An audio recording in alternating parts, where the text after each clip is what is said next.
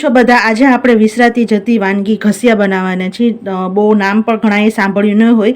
નવરાત્રિ દરમિયાન બનાવવામાં આવે છે. આપણે અત્યારે બાજરાના લોટનો ઘસિયો બનાવવામાં આવે છે. બનાવું છું. ઘણા ઘઉંના લોટમાંથી પણ બનાવે છે, પણ અત્યારે આપણે બાજરાના લોટમાંથી બનાવીએ છીએ. તો 1 કપ બાજરાનો લોટ છે, જેને આપણે એક વાસણમાં અત્યારે લઈ લઈશું. મીનવેલ અહીંયા થોડુંક 2 ચમચી દૂધ ગરમ કરેલું છે. આપણે એને દાબો દેવાનો છે અને 1 ચમચી આપણે થીનું ઘી અંદર આપણે નાખશું. એટલે અંદર દૂધ ગરમ છે એટલે અંદર ઓગળી જશે. જેમ આપણે કોઈ લાડુ બનાવતા હોય ને દાબો દેતા હોય, જેમ કે મગજનું લાડુ બનાવીને આપણે દાબો દેતા હોય, એવી રીતે દાબો દેવાનો છે. અને આવી રીતે થોડું થોડું નાખી અને સરસ દાબો દેવાનો છે.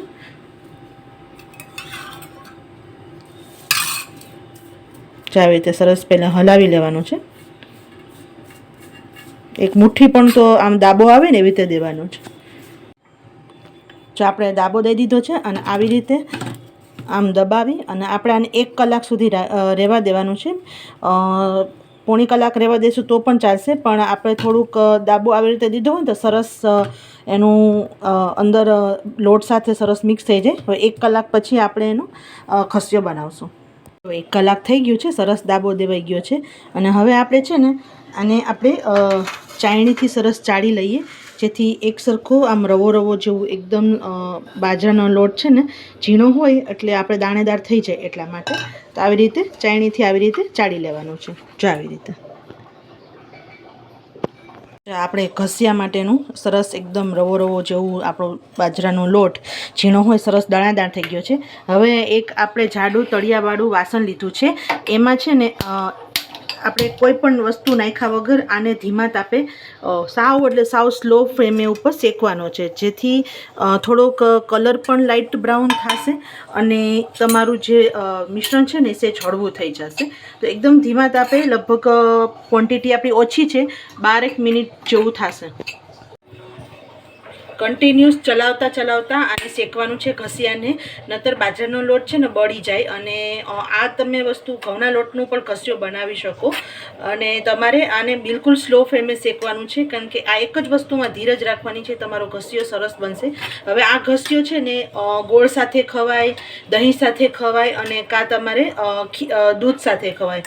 તો ગોળ સાથે તમે ખાઓ તો એકદમ ગોળ પાપડી જેવું લાગે. દહીં સાથે ખાવું હોય તો દહીંની અંદર જરાક ઘસિયો નાખી ઉપર મીઠું મરચું નાખવાનું.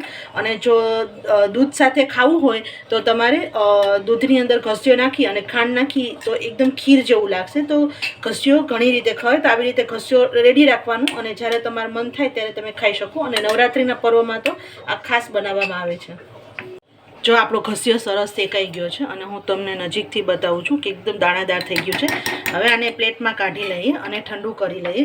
અને આપણો આ ઘસિયો રેડી છે. હવે આને ગોળ સાથે હું એક કરીને તમને બતાવું છું કે કેવી રીતે ગોળ સાથે બનાવવામાં આવે છે. હવે ગોળ સાથે ઘસિયો બનાવવા માટે 1 ચમચી જેવું ઘી લીધું છે અને મોટી 1 ચમચી જેટલી ગોળ લીધી છે. હવે આનો પાયો નથી બનાવવાનો, પણ ખાલી આપણો ઘી ને ગોળ સરસ ઓગળી જાય ત્યાં સુધી એને એકરસ થઈ જાય અને ગોળ સરસ ઓગળી જાય ત્યાં સુધી એને ઓગાળવાનું છે. જો આપણો ગોળ સરસ ઓગળી ગયો છે અને હવે આપણે જેટલો તમારે ગોળવાળો ઘસિયો બનાવવો હોય ને એટલો નાખી દેવાનો અને હલાવી લેવાનો અને પછી ગેસ બંધ કરી દેવાનું.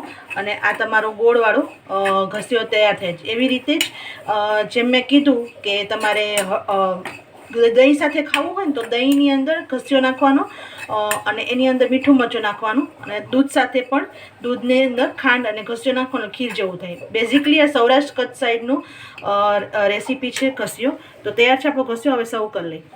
તો તૈયાર છે આપણો ઘસિયો. એક વખત જરૂર ટ્રાય કરજો. 100 વર્ષ જૂની રેસીપી છે અને નવરાત્રિમાં તો ખાસ બનાવવામાં આવે છે. જો ગમ્યું હોય તો પ્લીઝ લાઇક, શેર અને સબસ્ક્રાઈબ કરવાનું ભૂલતા નહીં. સાથે બેલ આઇકન પર દબાવી દેજો, જેથી આવનારી બધા વિડીયોની નોટિફિકેશન તમને મળી રહે અને તમે તુરંત વિડીયો જોઈ શકો. આવજો.